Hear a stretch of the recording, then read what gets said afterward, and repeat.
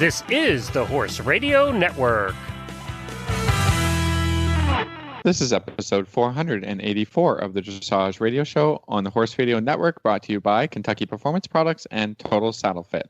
On tonight's show, we have an auditor join us for the WEG wrap-up. We're also going to talk to Gene Krause about the role of a technical delegate at dressage shows. And we are finally going to review Walter Zettel's book, Dressage in Harmony.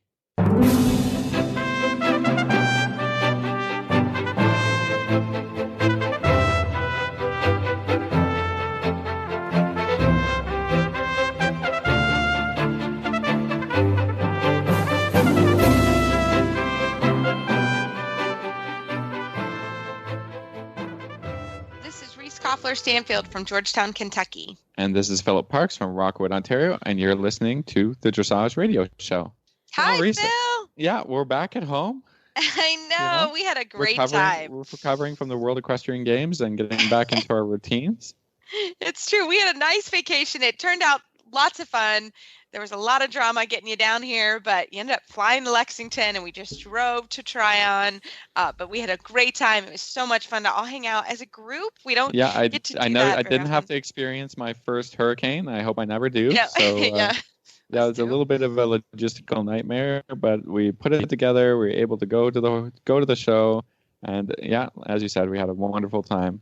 Yeah, we even had a little fun and downtime in Kentucky, which was not. It's always fun when you have like a staycation that I was like, I'm home, but I'm not home. So that was a lot of fun. Don't tell anybody. Yeah, exactly. Yeah. We didn't even do horses. We just like hung out and did fun stuff. It was great. Not that horses aren't fun, but it was a lot of fun. Well, Phil, we have a really large show. We have a big show. Yeah, we were booking guests and being a little crazy this week. So, like you said, we should get right to it. We have an auditor that was at WEG and is going to join us for a little bit of a wrap-up to talk about the horse show and all kinds of things about Tryon, North Carolina. Well, Philip and I are super excited to have Marlene Leuenberger. She is a Horse Radio Network auditor who was also at the World Equestrian Games. Marlene, welcome to the show. Thanks for having me. Well, we are excited, and we're bummed we didn't get to meet you when we were at WEG, but we wanted to meet Philip. Awesome. Yeah. I'm glad you got to meet Philip. Did you come to the meetup? I did. I came to one of the meetups, but you weren't able to make it. But I got to meet Philip. Right. I got to meet Meredith. Yeah, I think it was absolutely. during the award ceremony. It was during the award ceremony. And I had to see the U.S. get a silver medal. That is the first time in certainly my lifetime that has happened, I think ever. And so I was like, I love you guys, but I am watching the U.S. get their medal. And that's what I did. So I did scoot out on our own meetup. I'm a horrible person, but I felt like that was so historic. I really wanted to see it. Not a horrible person at all. I understand. So, well, tell us a little bit about kind of your adventure to WEG. Well, yeah, it certainly was an adventure. We didn't go to the opening ceremonies, but we arrived at the venue bright and early in the morning, pretty much every day starting on the Wednesday. And we had full session tickets to dressage and to eventing. So, yeah, we were there from the very beginning of the start of the competition and had a lot of fun. The first day was especially interesting because, of course, they had the fewest of the kinks worked out from a venue perspective. But we also had really good seats because our seats were kind of in the corner, right where the riders come in from warm up, and right near the kiss and cry. So we could watch the coaches cluck and ride every step. Robert Dover was hilarious to watch during some of the routines. Both of them, Debbie both of and them Robert were are bouncing pretty around cute. during the Passage. Yeah, they were they're kicking and clucking, and you could just watch them, and it was a lot of fun. It was a lot of fun to be able to see their reactions in addition to some really great riding. Of course, there was terrific riding, but I think a lot of those other little, I call them bonus experiences, just make it that much more fun and that much more special.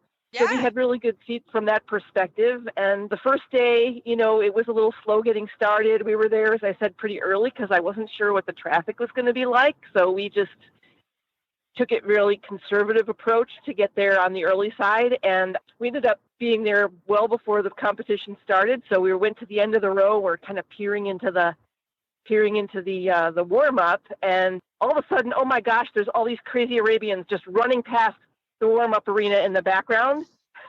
And it was the endurance race going right through the area. And the dressage horses weren't quite sure what to make of that. I bet. Yes, you were there during Endurance Gate, which was quite an experience. The Endurance ended up getting canceled. It was not good. You have to listen. If you haven't listened to Glenn's WEG report, you have to listen because WEG Gate was quite something going on. Yes, that was not at all good. That really made the first day difficult on a lot of reasons, and it rained, and then it got really hot, which actually played into for the dressage riders. I mean, it was just hot. The endurance horses, ended up there was a lot of problems, so they ended up canceling the race. But it was because Philip and I got there in the afternoon, and it was incredibly hot for the riders that went that afternoon.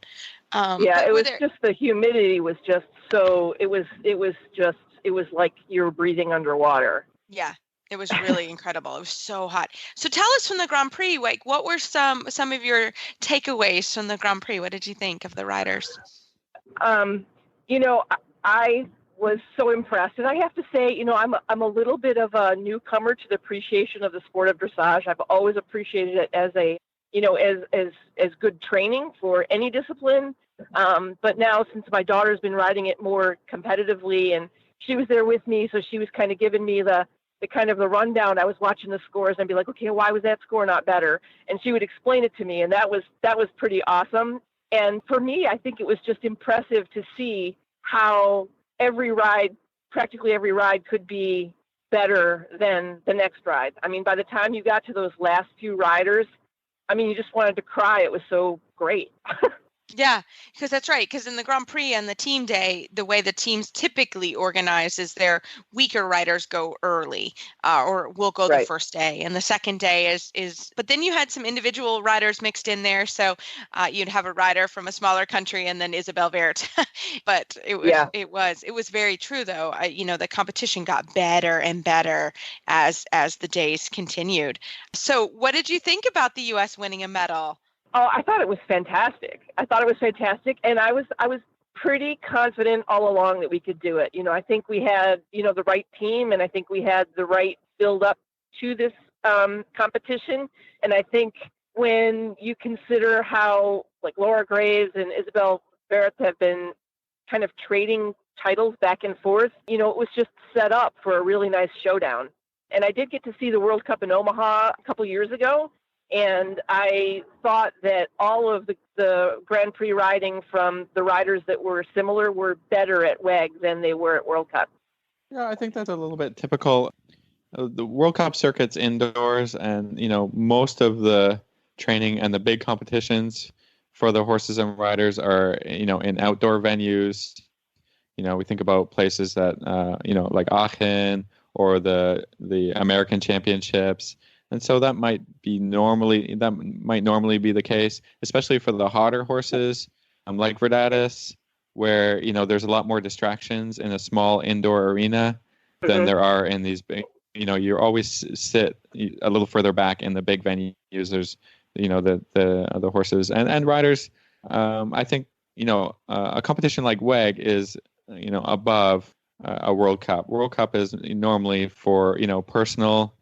There's no nation, team medals involved in a World Cup. So I think a lot of the focus, a lot of the training is for, every 4 years, a WEG, every 4 years for an Olympics. It's the big sport, the real deal, right? So, and not always are the big name riders going to bring their best horses from Europe to come to America to compete in a World Cup, for instance, when it's at Omaha or at Las Vegas and stuff. But WEG is a big deal. It's a bigger deal than a World Cup, and horses and riders will train much harder and be much better prepared. And I think that you sort of see that in that experience. Right. Well, I haven't seen that many competitions at this level, for sure. Right. Well, this is my first WEG, so I've never seen that before. And I thought the World Cup was impressive when I saw it, and this was even more so. And I think it kind of plays into, like, as many things as were difficult or went wrong or whatever criticisms people have about the weather or the venue or whatever, I would do it again because, like, you don't see that just anywhere. I mean, it really takes a WEG or an Olympics or something like that to see that. And I was just blown away by the quality of riding. Yeah, and the amount of big horses, the amount of fantastic horses that were there. I mean, even from Kentucky, I didn't go to France to see that World Equestrian Games, but I mean, there's so many highlight horses and riders that we saw. It's unbelievable. Yeah, it was so cool. And I think from the venue, there were challenges.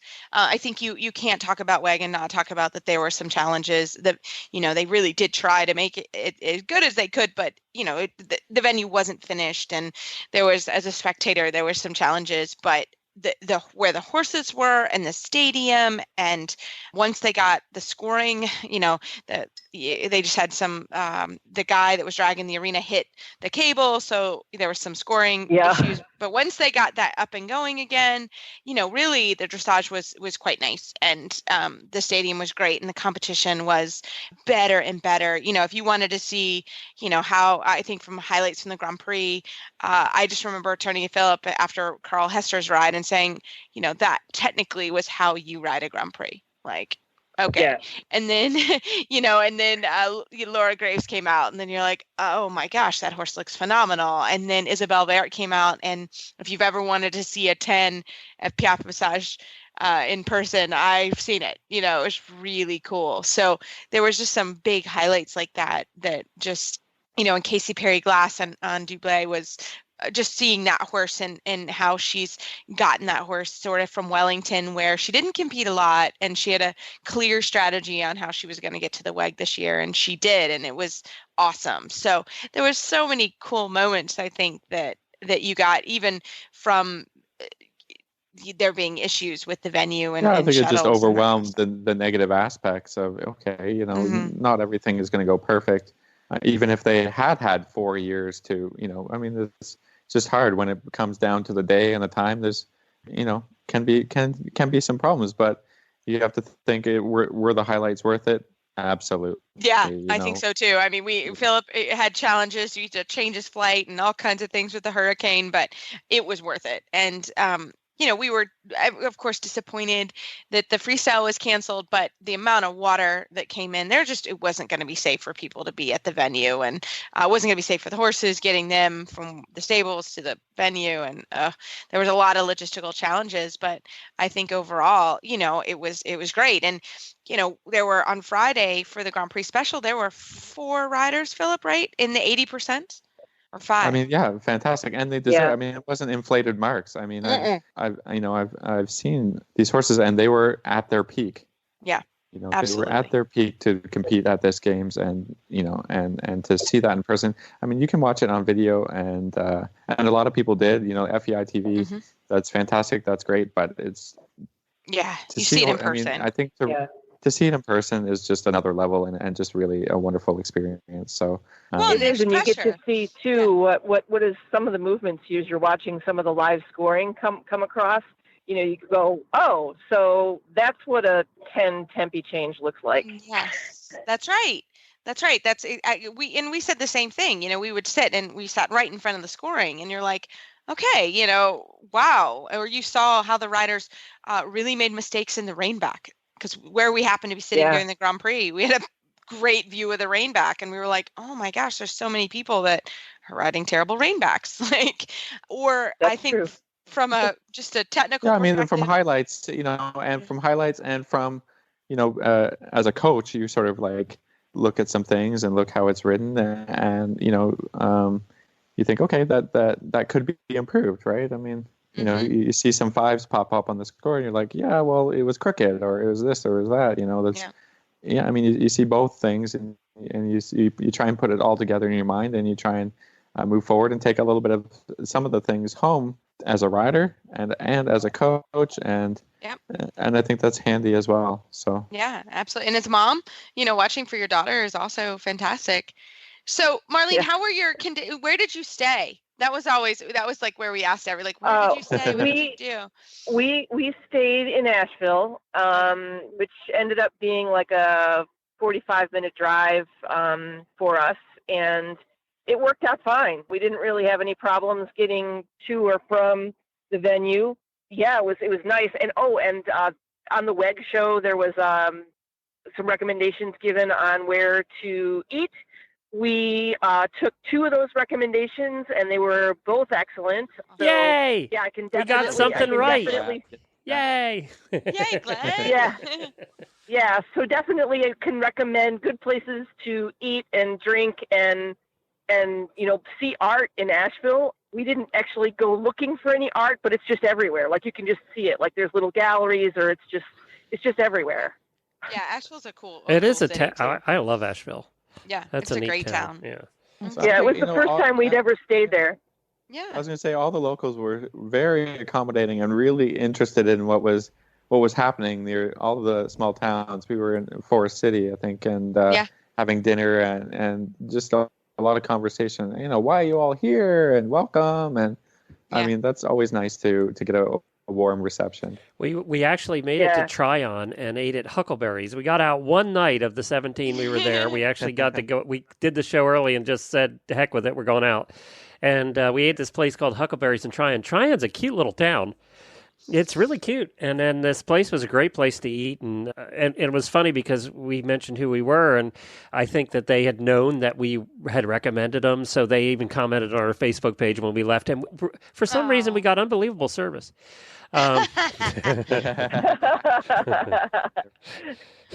So that worked out. I love it. Yeah, but I think everybody, at the end of the day, Philip and Meredith and my trip, we had a great time. We got to hang out with Glenn and Jennifer. Like, we had a great time. They certainly treated the media quite nicely, so we were in good shape. But there was a lot of stories. But I think overall, again, the competition was phenomenal. And if you haven't seen it online, look up, Isabel Vert, Laura Graves, Casey Perry Glass. Charlotte Desjardins' new mayor was amazing. So there's lots of highlights for sure, and worth looking up. But Marlene, thanks so much for coming on and talking to us about your experience at WEG. We're so happy that you were able to come on, and we love our auditors, and we look forward to hopefully getting together at another big event. Sounds good. Well, our next interview is going to be actually with Jean Krause. She was a steward at the World Equestrian Games, and we're also going to talk a little bit about the role of stewards and technical delegates at competitions. Well, tonight we are very happy to have Jean Krause. She is a full professor of equine studies at William Woods University. She is the USDF chair of the TD committee and a large RTD. Jean, welcome to the show. Yes, thank you so much. I'm glad to be here. Well, you are fresh back from 17 days, is that right, at the World Equestrian Games? Yes, and they were awesome, absolutely awesome days. What an experience. So, Jean, tell us a little bit about your experience. What did you do there? What are TDs and stewards doing at a big event like that? Well, since it's an FEI competition, and the FEI is the international governing body, then I was a dressage steward. I'm a level 3 dressage steward, and just one of several dressage stewards from around the world that were there to help officiate the dressage portion. And so as a steward, what are you doing at a big international competition for our listeners that don't know sort of what at an FEI competition your role is? Some of the same things that I would do as a technical delegate. I'm there watching out for the welfare of the horse and the competitors and helping as a liaison, explaining rules, and just monitoring the competition. And so are you kind of stationed in the stabling? Where are you stationed during the event? Well, it depends on your role. At WEG, we rotated around, and each of the 17 days we had different responsibilities. And sometimes you would be in the stables monitoring those, and sometimes you'd be in the field of play, which means out where the horses are training or competing. And sometimes it depended. Other stewards were rotated around to different barns, the pyroplasmosis barn or different venues such as the eventing or the para. And I didn't happen to be rotated. I stayed pretty much glued to the dressage area. So, Gene, what specifically are you monitoring within a stabling role? What is going on there that you are looking for? What are the different specific things? Well, in the stabling, you're looking to see that the horses are literally safe, that the stalls are well constructed, that they have food and water, that there are no electrical cords, and we had some issue with those where the horse could reach them and possibly bite through them. And the incoming and outgoing of the horses, the hours that the competitors can come into the stables and monitoring that. So just generally that all is well for the horses and the competitors in the stabling area. Now, Jean, is there a steward 24 hours a day at the stabling? Yes, they were monitored 24 hours a day, and all the incoming and outgoing of the horses, anytime that they were taken from the stables to training area, that it was recorded, and then when they returned, so that we knew exactly how long each horse had been gone. And then at different times, we would have people who would be monitoring the location of certain horses, and they would come through asking where competitor 100 was, and you had to be able to tell them exactly. He's in training, he's in field of play, or he's in the wash rack. Wow, that's interesting. There is a certain time, right? The competitors can't be with the horses at all times at a FEI competition, right? Well, stabling closes down at certain hours, and here it was 10 o'clock, and they could come in, but it's recorded when they come in as to who they are, and then they're accompanied by a steward to visit the horse. But other than that, yes, during daylight hours, yes, they can come and go as they wish. Perfect. Yes. I was just going to ask, people might be curious as to why that is. Well, you're monitoring, particularly overnight, you're monitoring what is happening with the horse, that the horse is okay, and what the person visiting the horse might be doing. And during the day, we're just monitoring. We would do regular stall sweeps going up and down the aisles just to monitor that everything is okay with the horses. And then for the people during the day, we're just watching that everything is happening as it should, that nobody is putting a horse in danger. There's so many things that go on with the games like that it's just incredible. And even just a regular CDI, that's why they're international competitions, and there's certain things that you have to watch. So tell us, what was kind of your favorite moment of the games? What was some fun things that happened? Oh, watching that level of competitor, and they're the top horses in the world, and just watching them on their home base at home in their stalls, and then watching them out in the training and also when they're competing. And it's just a thrilling aspect to see that level of competition and competitor. Oh, I bet. And you're right there. You're right up and close to them. That's fantastic. Oh, I love it. So, Jean, kind of changing roles, tell us a little bit about what it means to be the chair of the USDF TD committee. Well, it's an awesome responsibility, and what we're trying to do is just what you all are doing with this podcast, is make the role of the TD more visible, and more visible particularly to the competitor, because we did a little survey that said, what do you think the TD does? And we got very interesting responses, not too many of them being accurate for what our role actually is. So this year particularly, we've been working on developing ways of sharing what our role and responsibilities are to competitors, and we'll continue to do that. So today in this interview, we've sort of used the term steward and technical delegate. Are those interchangeable, or maybe what would the differences be? Well, in the international arena, you have FEI stewards, and they will pretty much do what we call the national level, the USEF level, USEF, USDF, the technical delegate. And their role is very similar, there is an international FEI technical delegate, but they have more of an organizational and running of the competition role than what the USEF, USDF, TD has. Got it. So Jean, tell us a little, I mean, just even for someone that's new to the sport, what is at the national level the role of the technical delegate? Well, the technical delegate does much of what the FEI steward does. Here in the U.S., we are the liaison between the USEF, competition management, and the competitor. So we're the USEF's representative at the competition. We're their ears and eyes. And we serve then as a resource for competition management to help ensure that the competition is run either according to the rules and in a safe manner. And then for the competitor, we're there to help with rule interpretation and any other questions that a competitor might have. We're trying to safeguard, again, the welfare of the horse and that everything is done in a safe manner. We're the voice for the horse because they can't speak for themselves.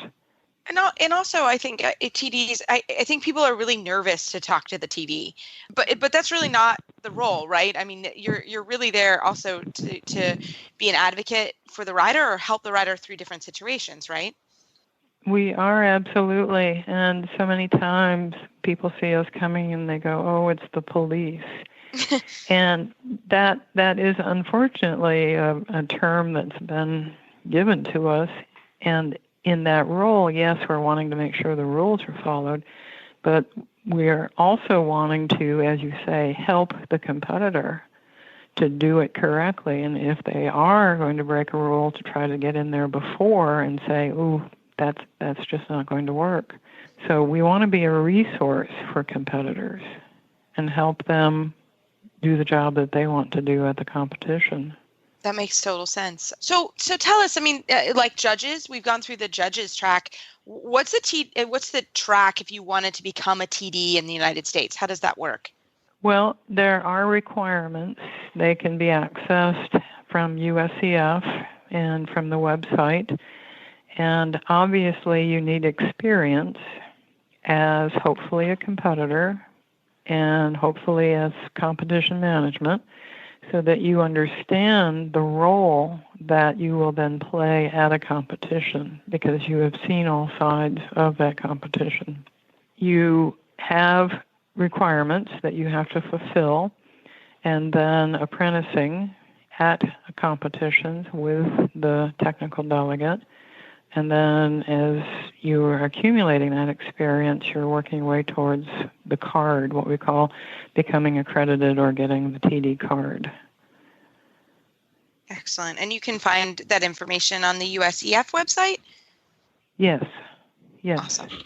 Fantastic. So tell us a little bit about what the USDF, the committee that you run, what are they doing, and how can that, I guess, be accessed by competitors if you need to, or tell us a little bit about that committee. Well, the USDF TD committee is working towards making the role of the TD more recognizable to the competitor and getting our name out and our job description out so that they will understand what we're doing and be able to use this as a resource. And we're also looking into the education of TDs, how to make them stronger so that they are the best official in the field that they can be. Fantastic. Well, I love it. Well, Jean, we can't thank you enough for coming on the show and kind of giving us a role of what the TD does. It's definitely a job that there's not a lot of excitement with that job, but your TDs are really somebody that you should get to know in a good way. So how could our listeners, if they would like to find more information out or want to, how can they access that information online? Well, on the USEF website and also the USDF website under resources, and under resources you'll find TD resources, and then that will help take you through the role of the TD, different checklists that we look at and things that we utilize to do our job. which would help educate anyone into what our job is. Fantastic. Well, Jean, thanks so much, and we look forward to seeing you at a horse show soon. All right. Thank you. The sun is just peeking above the tree line as you walk into the barn. You grab your horse's halter off the hook and head out to the field. The dew shimmers in the sun as you walk across the damp grass. You call his name and his head comes up as he walks toward you, looking for the apple in your pocket. You take your time grooming, enjoying the peace and quiet in the empty barn. A refreshing breeze greets you as you start down the tree-lined path. Your horse ambles along on a loose rein as you both enjoy a relaxing ride. The feeling you get on an early morning hack is why we do what we do at Kentucky Performance Products. This feeling is brought to you by Microphase. Fill the nutritional gaps in your horse's diet. Microphase Vitamin and Mineral Supplement is a low-calorie way to provide your horse with the vitamins and minerals missing from their diet. The horse that matters to you matters to us. Well, today for our book review of Dressage and Harmony from Basics to Grand Prix, written by Walter Zettel, we have our auditor, Kim Watts, on the show. Kim, welcome. Thank you for having me. We're very excited. So, Kim, tell us a little bit about your horsey self. Tell us about you and your horse. I have basically ridden my whole life. I grew up in a family with horses and started dressage. Okay, now I'm going to start getting my age away. Started riding dressage in 1990 and have been riding dressage since then, been through various horses. I've ridden through the I-1 and now have a 4-year-old. I bought as a 2-year-old. And starting over with her. Just want to know how you got actually drawn to dressage and that kind of thing. Okay, I'm going to be the opposite of some of these people. I thought at one point, because I had an Arab quarter horse mare that I rode in Western stuff, and then I thought, oh, I have enough money. I'm single. I can buy a second horse. So I bought it off the track thoroughbred, and I thought I want to do 3-day eventing or at least combined training or something like that.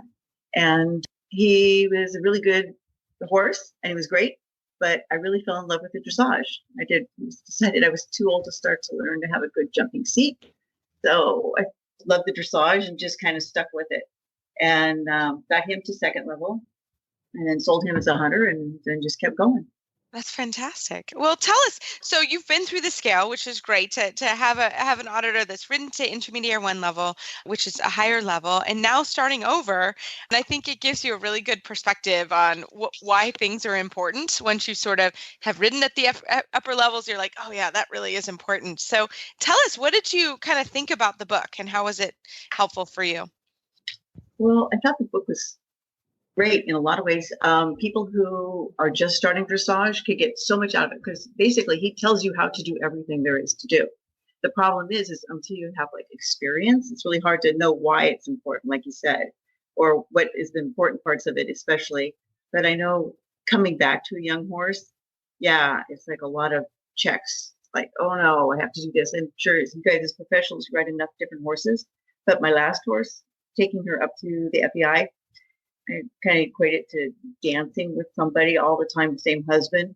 You kind of know each other's steps, but then all of a sudden you got a new horse. You're like, oh, okay, now I have to do this the right way and not just the way we kind of figured out how to do it. It's so interesting going through things sort of like the second time or the third time, and I think that's really cool about all the books in general, because when you read it sort of the first time you go through it, you don't have, like you said, you don't have a lot of context to the things that you're reading. You're like, oh, okay, all right, that sort of makes sense, and you go through it, and then you train a horse, and then you're training a second horse, and you go through the book again, and you're kind of like, oh yeah, I really should have paid attention to that sentence or that part of how he describes the shoulder in or the travers or the half pass. Yeah, if I had really known to highlight that paragraph, I wouldn't have made all those mistakes. But I think that's sort of, that's riding. That's learning all the mistakes. That's making the mistakes and then going through, realizing, the context of the problems, and then trying to undo them a little bit, or to redo it better, exactly.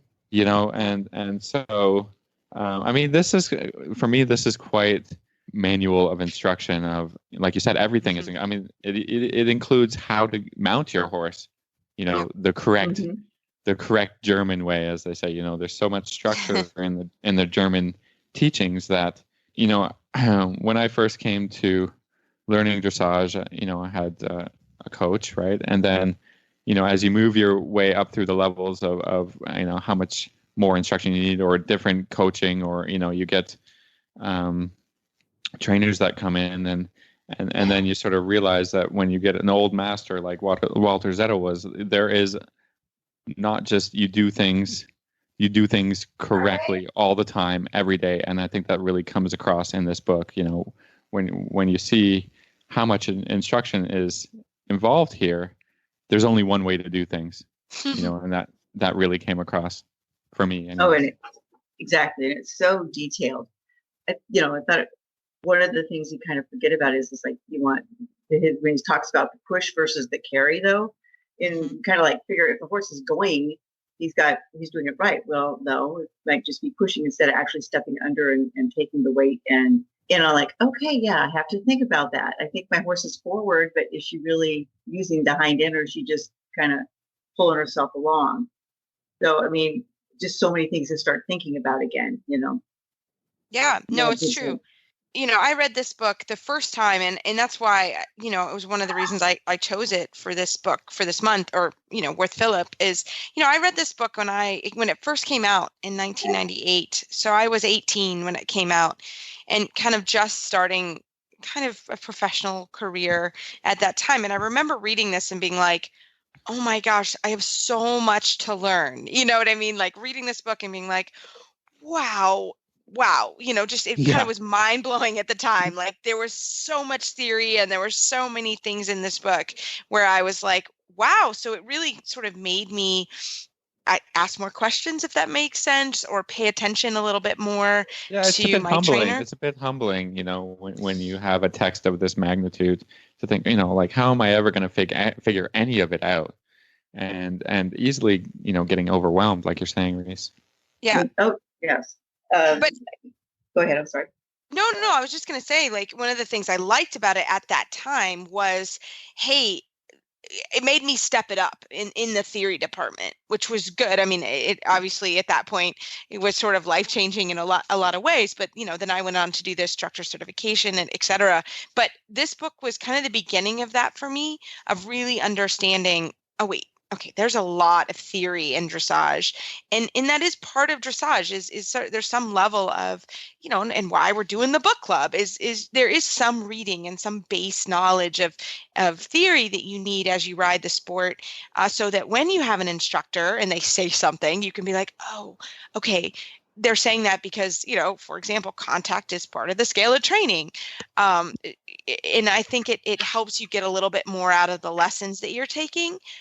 But I know Philip and I, because we had this discussion, is as you go back, even as a professional rider, there's a lot of good things that you can just be reminded of, that like, oh yeah, or hey, let's talk about this as we coach. So that's why I like this book, and I think I personally, when I have somebody that wants to learn about dressage, this is the book I send them to, at least in the beginning, or one of them. Like, read this, and then we can talk about it, because there's so much to this book, that you can get even from a low level or a high level, or even just, lunging. It talks about lunging. It talks about mounting. It talks about bridling. I mean, it talks about everything, maybe not super in depth, but certainly enough information to get you started. That's always been my take on this book. Also, he's just really good about, detailing that all these things matter, and that you have to, I think that you have to like always be in the moment when you're on the horse or with the horse, instead of just like, oh, I'm just walking around the arena. No, because it's straight to turn to straight to turn. If you're going around, if you're doing a circle, it's a circle. And, to constantly be paying attention to what you're doing and how you're doing it, instead of just kind of like, tack walking, not even tack walking, but I used to call it, like pony riding, Sure. going around in a circle. But yeah, it is. It just makes me think, oh my gosh, oh yeah, I forgot about that. Oh yes, exactly. Or he would say something, and I thought, wow, I've never seen that really quite written that way. But then I think, oh, how I ride my shoulder in. Oh yes, I can sit in the chair and instantly feel where the shoulder in goes. Yep, that's right. Kind of checking there. Yeah. And I admit, I have never really heard the term Kreutz used and defined like he defined it, but he did a good job of defining it and bringing it back to people again and again. But we've talked before a little bit about German is the language to learn dressage in, right? Because they have sort of very specific terms that we don't always get translated very well into English. But there's a lot of that in here also, because obviously moving to Canada from Germany, he's had to explain these things to people, explain the German terminology, and sometimes it takes 2 or 3 paragraphs or an entire page just to describe one word. And so you sort of have to, you need to come to dressage with a little bit of that kind of explanation of, German terminology. Very often we hear, the horse being on the bit, which is a, sort of a rough translation of a German phrase. And it's probably like a whole paragraph to describe what on the bit means. But in German, I think you would get it a lot easier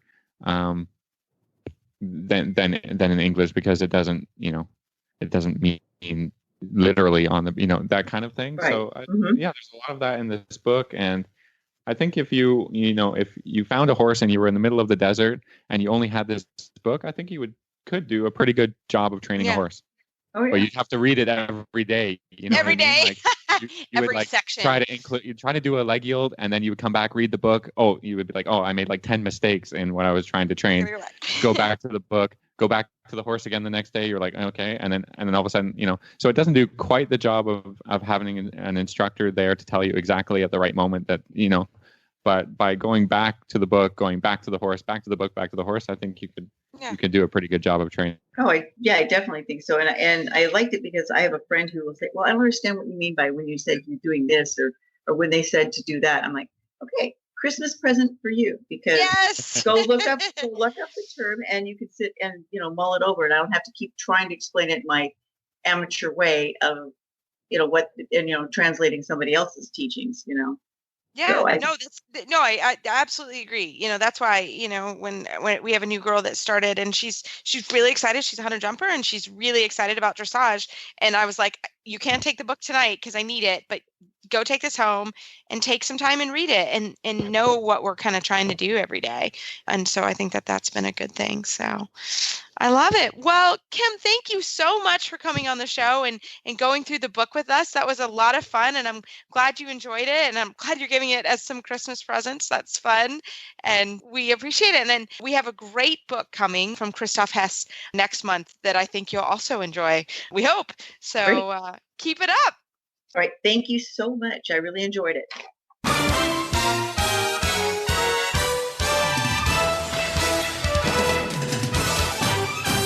This week's dressage training tip is brought to you by Total Saddle Fit, home of the shoulder relief girth at TotalSaddleFit.com. So Phil, for our Total Saddle Fit tip of the week, we've got a great listener question, but we wanted to talk about, actually I've had a great experience this week on the Stretch Tech girth, the Stretch Tech shoulder relief girth. Not only do they have great liners, which it was very hot last week, and so I've been using the fleece liner, and one thing I'm very impressed with the fleece liner is that I can wash it all the time, because I do wash it every day pretty much, because the horse has been so sweaty. But I put it on a younger horse that was getting kind of sore and girthy. He was in a different girth. And I said to the owner, hey, let's try this Stretch Tech girth, the fleece lining. And the horse, it really, really made a difference in this horse. So I've done it before with my own horses and found a difference, but I really found a difference with this young horse that was it's actually an OTTB, which will come into our question here in a second. Yeah. But just kind of sensitive, just kind of a sensitive soul. And it made a huge difference. And it's not the first time I've had that happen. So it made me even love this girth more. Yeah, I think that, it's down to several things. The wool liner is great for horses with sensitive skin that might get rubs or things like that. The shape of the girth, make sure that the elbow is not hitting the girth. The girth is not interfering with the horse's normal movement. And then the elastic part of the Stretch Tech girth, make sure that the girth isn't pinching, and that if you have sort of a bloater type of horse, that you're not all of a sudden riding with no tension in the girth. Before getting the total saddle fit girths, I always rode with a horse in girth with elastic. But these girths always traditionally would have the elastic on the billet. So you would be a little bit afraid of kind of over tightening it, or, the elastic parts would stretch too much and stuff like this. But, the way that the Stretch Tech girth is designed, that the elastic is sort of around the horse's rib cage, which I think works a lot better for allowing the horse to be able to expand and contract with the breathing, with the movement. I think that design is really awesome and better than the old design girth. So we thank Justin for rethinking the idea of girthing the horse and making our job a lot easier. Exactly. So Phil, for our total saddle fit tip of the week, what do you have? Well, we got a question from a listener, which we love. This is a question about contact. The rider is an eventer and has a OTTB, off the track thoroughbred, and she competes at training level. She's struggling with dressage, as most eventers do. They kind of don't like it very much. It's not the easiest, yeah. And she says her question is really about truly understanding contact. She says that there are days where her horse is very, very light as a feather, and other days there's a decent amount of him pushing into the bit. She says, which is correct? She understands that the energy from the behind creating the feel on the front, but what is normal for the actual weight in her hands? Is it normal for it to change day to day? There we go. I think I sort of did a pretty good job of trying to figure out the question. Yeah. So actually, this coming week at the Kentucky Horse Park is the Retired Racehorse Project. So I have actually been working with a lot of OTTBs the last couple weeks, getting them ready for the horse show. And we'll give kind of a report on the horse show. But the basic premise of that horse show is it's every year. It's becoming a really big thing, especially here in Lexington. People are coming really far away, are coming in for the horse show. So, but we're doing this a lot with the horses right now. They're training hard. They're using different muscles, and sometimes I see the horses and they're fantastic. They're really ready to go. They're really consistent. They're really soft into the contact. And then I may see them 2 or 3 days later and they're not as good. And one of the first questions I asked is, hey, what'd you do yesterday? Did you jump? What did you do with them? And actually that seems to play a role, especially with an off the track thoroughbred or a horse that's doing sort of multiple disciplines with the eventers. That does impact them, because sometimes, if they have a hard gallop and they come in the next day and you want them to be soft and round and be in a dressage frame, sometimes they're just physically not able to do that. That's one thing that I found with the thoroughbreds. And if this horse is an event horse, he's not doing dressage every day. He's probably doing it maybe 3, maybe 4 times a week. So I have found that as kind of a consistent overall thing with thoroughbreds. But it is hard to get a consistent connection, even with a dressage horse that's young and or learning the sport. Wouldn't you say, Phil? I mean, it's not just the thoroughbred issue, but no, thoroughbreds fall into a category where I kind of sneaky behind the bitters, where they don't really like mouth pressure. So they will make their neck very round, but hide a little bit behind the bit. So, not really willing to stretch and put a little bit of weight into the bit. The other thing is with eventers as well, I know that they may jump in a different bit than they do their flat work in. So if your horse is a little bit more bitted for a little bit more control, for cross country or something like that, or if they wear a martingale, then this can also cause contact differences or contact problems. If you jumped yesterday and now you're going to put him in his snaffle today, he's not going to want to connect to that bit as much because, it was a little bit stronger bit that sort of discourages the horses from pulling. So you can understand why they're not, taking the contact as well. So I think with this question, there's a couple of different factors involved. And for sure, if you're gonna ask the horse to push and stretch into the bit and take the contact, lean on the hands a little bit. If they're, like you said, if they're a little tired, then they're not so willing to go over the back and do that connection. So I would say, if this rider were to come to me for some lessons, and one day they came to the lesson and contact is great, the horse is pulling a little bit, and the next time they come, that the horse is hiding a little bit behind the bit, not willing to stretch out, I would do exercises that would only focus on that, because I'm not going to do, one day when the contact is good, I might do some leg yield, I might do some transitions, I might, do a number of things. But if the next time they come out, we're not going to do those things because they require that connection to make sure the horse is moving correctly through the top line, through the horse's body. Otherwise, our exercises are useless. They're not teaching the horse anything, right? They're not. Mm-hmm. You can't progress. So you would take a step back. You would, I would definitely do some poles or something, more canter sets to really encourage the horse to use the body correctly. Maybe more walk. It depends on the horse. I said more canter because the thoroughbreds typically get more stretched and really use their body well in the canter. That's kind of what they're built for. So that's why I would do a little bit more canter. But if you have a horse that hides behind the contact most in the canter and least amount in the walk, then I would do a lot more walk. Get them on a little bit of long rein, encourage the pushing, ride a little bit more up tempo to see if you can get them to free up their back a little bit. Just really focus on the basics, not so much in advancing the horse on those days.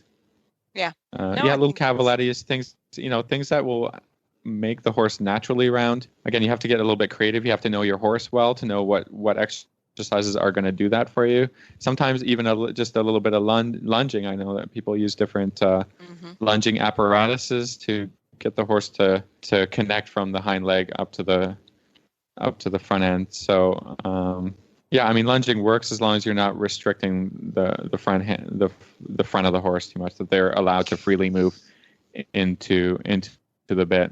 And if you have a horse this is a consistent problem, that more days that they're hiding behind the bit than really going to it, and then I would consider a bit change, something that might be a little bit softer, or you would go to a double jointed instead of a single jointed snaffle, French lick, all these different ideas to kind of help with the problem. I don't think bits always solve the problem right away, but you want to create more days where the horse is searching for the contact and coming to your hand than not.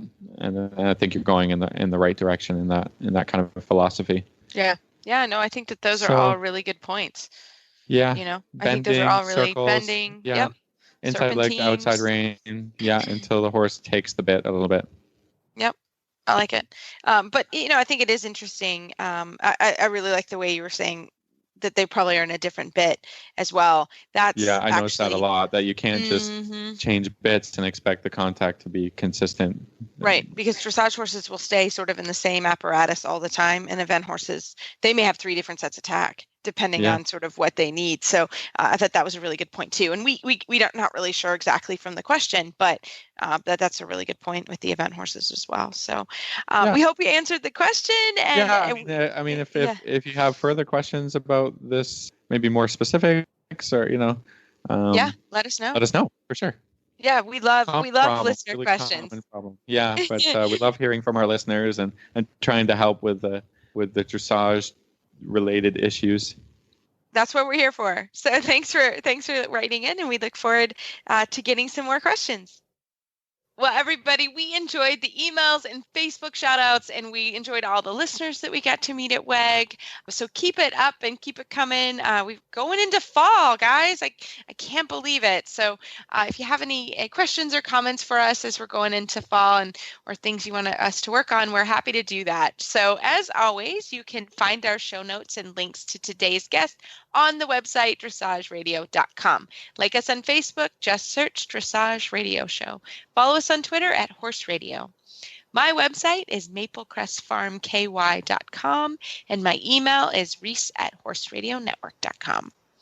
The best way to find me is on Facebook, or my email is philip@horseradionetwork.com. I'd like to thank our sponsors for allowing us to put on a show, and don't forget to check out all the other shows on the Horse Radio Network at horseradionetwork.com. Everybody, keep your heels down and your shoulders back. Watch some WEG videos, and we'll talk to you next week.